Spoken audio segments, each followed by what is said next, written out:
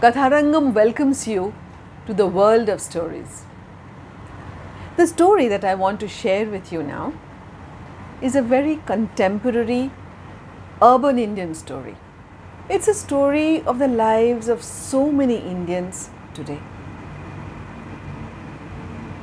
SHEILA has been working as a maid in other people's houses for as long as she can remember.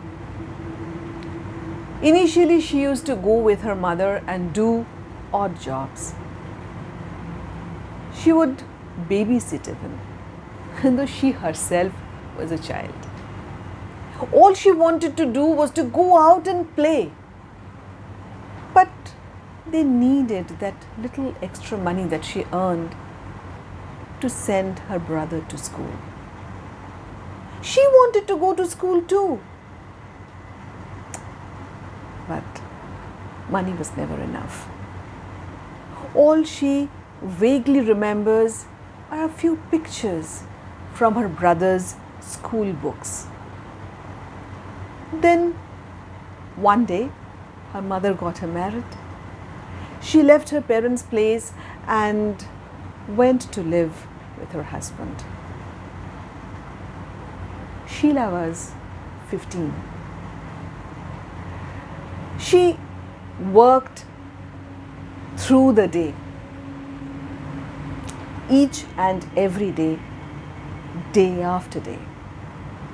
And then at the night, she became the punching bag of her drunkard husband. He would come back home drunk and beat her black and blue almost every night. Then she became a mother.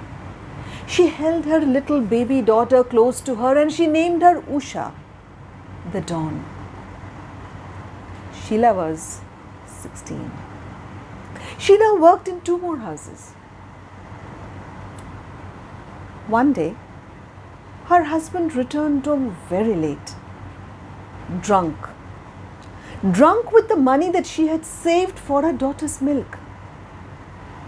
SHEILA questioned her husband the first time and he answered with a kick. She returned a tight slap.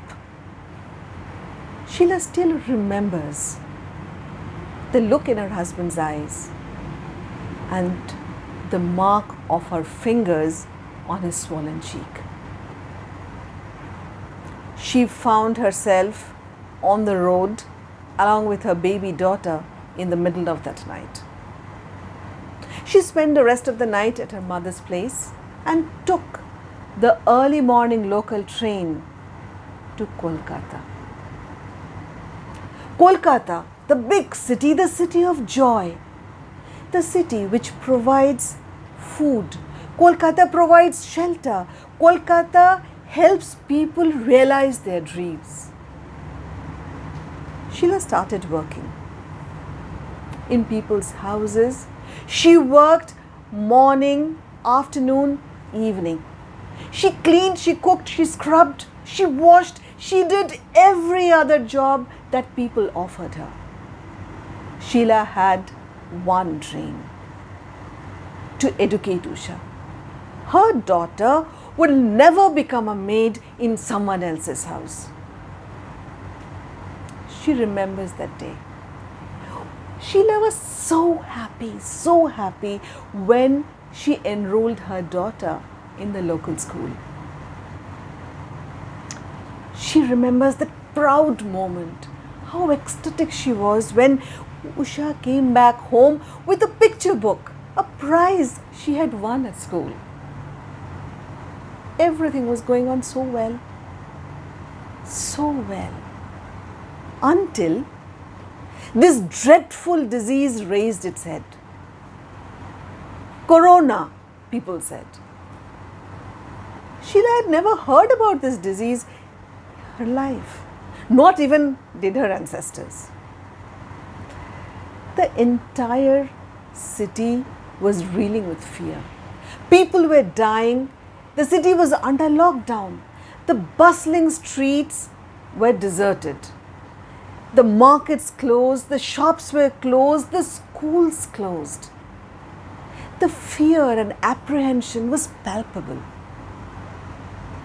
The first time in her life, Sheila was not working. She was not allowed to work. She was not allowed into the people's houses where she worked. Last month, the mother and daughter survived on the ration that was doled out by the local government authorities. But how long? She needed to work, she needed to earn. How long would her meager savings last? What would happen to Usha if she didn't work?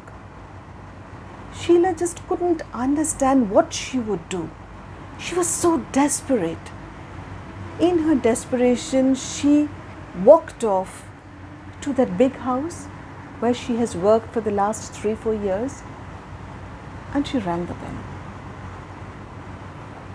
The madam, who used to scream at her even if she was 5 minutes late, did not even open the door.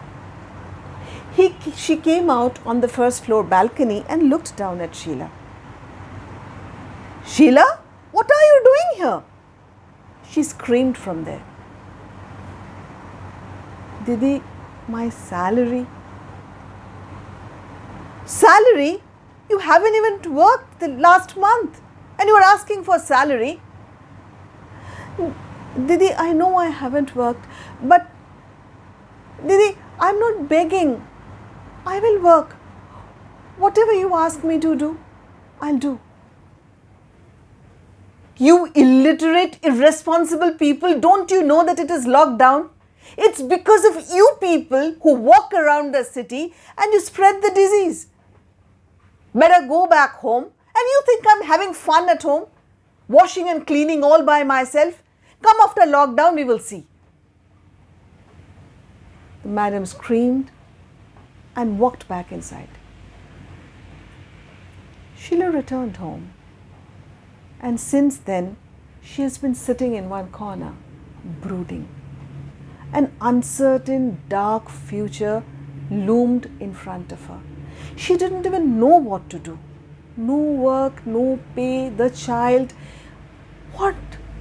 She just had nothing left in front of her.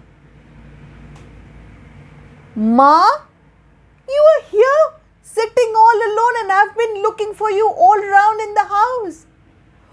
Little Usha came running, jumped into her arms and hugged her. First time in her life of 10 years, Usha has been spending so much time with her mother. Her happiness knew no bounds. "Ma, have you done your homework? Show me your notebook." Usha stretched her hand with a mock strictness and anger in her voice. The little 10-year-old has been teaching her mother to read and write. By the time the lockdown lifts, Sheila will not be illiterate anymore.